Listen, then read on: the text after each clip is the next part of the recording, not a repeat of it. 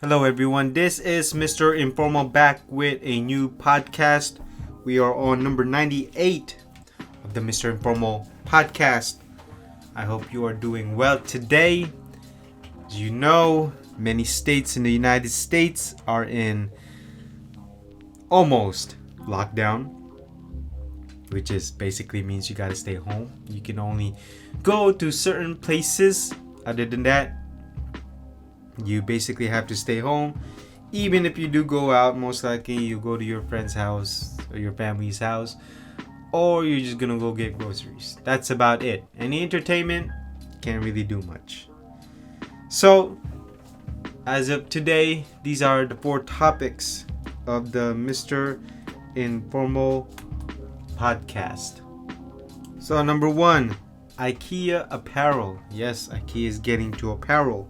Number 2, online demands skyrocketed ever since due to the virus. Number 3, limits on basics. This basically means that stores have been limiting the kind of quantity you can only purchase of a basic or an essential. Number 4, last but not least, is that layoffs. It looks like a lot of companies are laying off a lot of people due to this, but let's talk about that. So let's go ahead and start the podcast. But before I do, don't forget to add me on Instagram, MisterInformal, and then my website, mrinformal.com, mrinformal.com.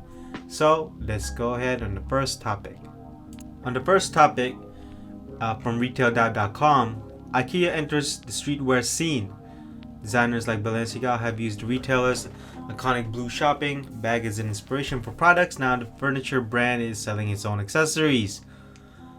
So, the retailer known for meatballs and flat pack furniture made its first foray into luxury fashion back in April 2017. Designer Demna Gvasalia created a leather bag for Balenciaga reminiscent of the iconic polypropylene practice shopping bags. Instead, retail $1.49, you know the price of a hot dog. The designer bags was priced over $2,000. So, basically, IKEA suddenly made a IKEA Apparel bucket bag. So, look, I'm not even mad at this. I'm not even gonna even say they shouldn't enter. If they want to enter the streetwear brand, go ahead. Heck, you know what? They should make graphic prints. They should also make jackets, packable jackets. I mean, I know they sell luggages. I'm not sure if you've seen them, but they make luggages. They want to make a hoodie, that's fine. But in terms of collaborations, as you know, that they recently collaborated with Virgil Abloh. That was an alright collection, but it was mostly home and accessories collection, which it should be. But I would not say that them entering apparel is suddenly a hot new trend. I'd say maybe it's just natural for them, but I don't think IKEA's apparel side or them starting an apparel business or entering the apparel is a great thing. I think they should stick with what they know. If they want to make an accessories such as a tote bag or bags or packable bags, I think that's good for them. I think that they could make profits out of it. But in terms of actual apparel, I don't think they should enter that business because that type of business doesn't coincide with their ethos, such as recycling, reuse, and also quality. I mean, IKEA is not really made for quality. To me, if you really want an IKEA made items or an apparel, just look at H&M or just look at Uniqlo. I mean, that would be the equivalent of IKEA in terms of apparel. But for IKEA to suddenly become this new trend of in the apparel business, I think that's overrating it. Not only that, I think we should all calm down with this trend that IKEA is getting into this business. To me, if somebody says that, oh, IKEA is bringing the new hot stuff in apparel, I'd say no, because again, that's why H&M is there for, and that is why Uniqlo is there, Zara is there. I mean, I can go on and on. I mean, the only thing that maybe they got something going for them is they suddenly collaborated with apparel designers with their accessories, or maybe a few home products. Yeah, that's fine, but I think them entering in apparel could be a bad business move for them. But hey, it's their business, so they can do whatever they want. On to the second topic.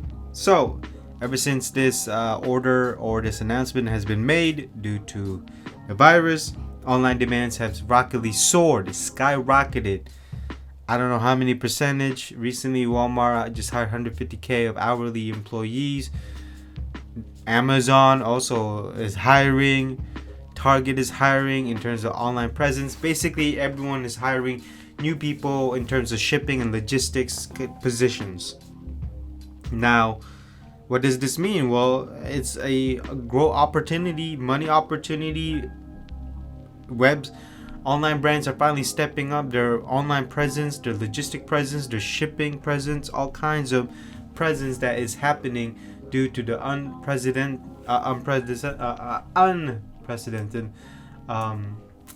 announcement that has been made due to the virus. So, not only that, it's almost as if it's Black Friday online, all kinds of sales, 30 to 60% off. J. Crew is having 60% off. It's absolutely crazy. I mean, it's like basically everything's off the charts. You don't even need to go shopping. So, what this also means is that retail presence is disappearing. Now, I'm not saying it's gonna be completely gone, but more and more is gonna close up shop because of this. So if a person is fired from a retail, maybe they could just go to a new position, logistic position, but we all know that a lot of them don't want that because they don't like warehouse type positions. But in any case, it's another opportunity for the brands to also meet online demands for consumers. Consumers are demanding more, consumers are shopping more, they're just staying at home looking at what to buy. I mean, looking at what their interest, what's their in the wish list, their bucket list, whatever you want to call it. Not only that, well, you can't fly anywhere. Yes, you can drive, but again, you can't fly due to pretty obvious. Not only that, everyone's staying home, so a lot of binge watching while shopping at the same time. So same here. I look at Instagram, I look at what's on sale, I look at my mail, my email, and I want to see what's going on if they have on sale. It just depends on what kind of sales that they have. If it's a good sale, if it's a bad sale. But again, it's reminding me of Black Friday because all kinds of sales is happening. So I don't blame the brands are doing this because it's another opportunity for them to make profits. So if our customers staying home and they can't go out, so our customer are not as easily distracted, so they stay home and then they check out the website. So when we send them a mail and we send them an announcement saying, hey, this percent off so and so, hey, I'm gonna check out the website. So everybody's doing it. And man, the online demand is just absolutely ridiculous. Again, this is probably much higher demand that's on Black Friday in terms of online sales, because at least in Black Friday you can go out there and get it at the retail store. But here everything's online because you can't go out much, and even if you can, it's probably that location or that store is closed. But they're online website is open. You can order. And so, moving on to the third topic, limit on basics. So, I've been going to the grocery stores, pharmaceutical stores, even on websites. They limit you on sanitizers, paper towels, toilet papers, water bottles, rice, canned goods, cleaning products. Everywhere you go, there's always a limit. And why is that? Is it because our supply can't meet the demand?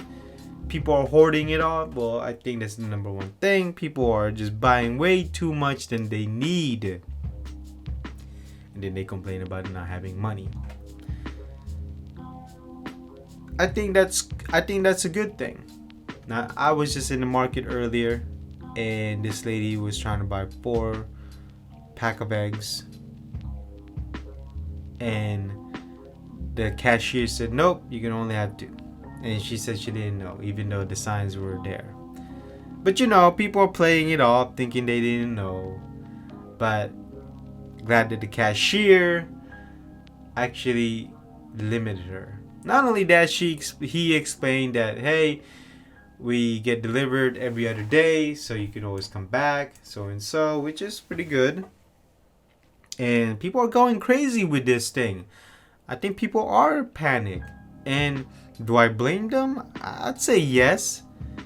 Because we as humans, when we see something uncertain, we suddenly get panic and we hoard things off, and then we do everything we can to stock up, not realizing that we have companies that are still making these things and are still shipping. So it's not like it's gonna run out unless the whole world is ending. If the whole world is ending, then it's pretty obvious you don't need to stock up. But the world is not ending from what it seems. Well, maybe not now. But I like the fact that the companies are actually limiting the household items to probably 2 per person, or it could be 1 per person, depending on the brands and also the item. I was trying to buy 2 rice, but they only gave me 1.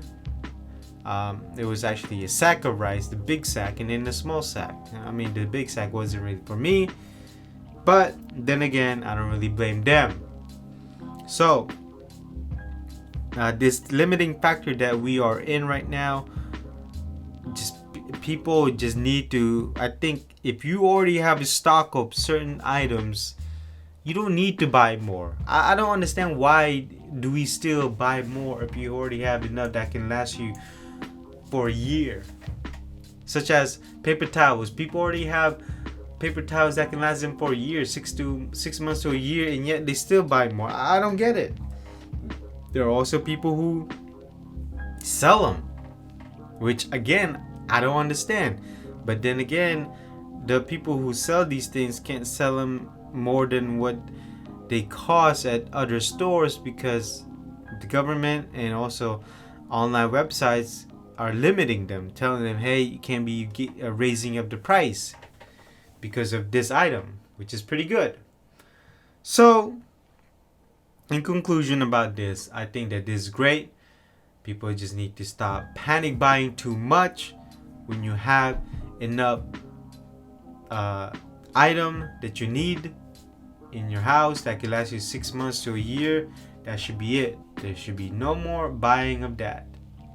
On to the last topic, layoffs. So, it's basically if you have a brick and mortar store or you have a restaurant and bars, basically that we are all expecting layoffs. I've seen it in the news. I've heard it from other people. Now, I'm not talking about corporate office jobs. I'm talking about, bartenders, restaurants, small shops, the mom and pop shops, I mean, even the retail stores at the mall, since the mall is closed, so no one is able to work, and so no one is able to make money, and no one is able to pay off rent, no one is able to pay off bills, all kinds of things like that. And it's sad.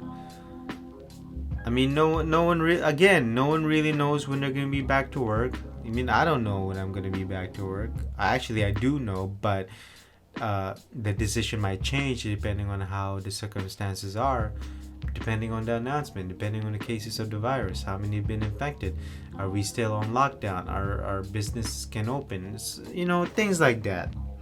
So, I mean, it really depends. So here we are in the year 2020. It's almost at the end of March, or actually, let's see, 11 more days, 9 more days before March ends, and we going through a lot. The year 2020, the new decade, but it seems like the new decade is starting off in just the worst way possible for the world, and people are dying, people are losing jobs, people might lose homes.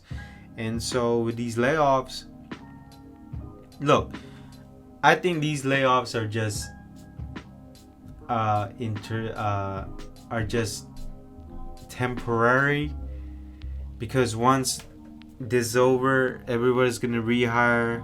Obviously, everybody is looking for jobs, and so it's gonna take a while. It's gonna take a while for business to be back to normal. I'd say maybe August, September, November, around there.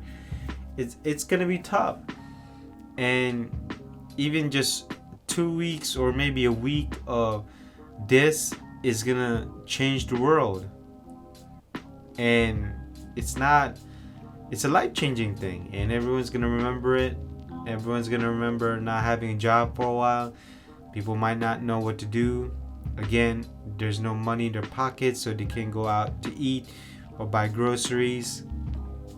And with these layoffs, it just tells you what companies have been saving, what companies are managing well, what companies are not managed well. So it tells you a lot of the people who manage these companies, or you can even say the boss. And the companies who have not been saving up, who have not been financially managed well, are probably going to close up shop, and they're not going to do so well. And I was just in the fashion district looking around, and most of the shops were closed. I only saw maybe 1, 2, 3 that are open. And yeah, it was wild. It was strange not seeing the liveliness, the attraction, the full of life type scene that I'm used to know. Even my area would be Friday, Saturday, and it would just be busy. You hear all kinds of noises in terms of cars, people driving by. I mean, and there was a lot of cars too. And this time it was barely any cars. It felt like a Sunday morning. And that's how it felt. And going to work, it was less people going to work too. So again, maybe it's just part of the layoff that are people not going to work. And it's just some strange times, and it's kind of sad that I'm seeing a lot of layoffs from these companies.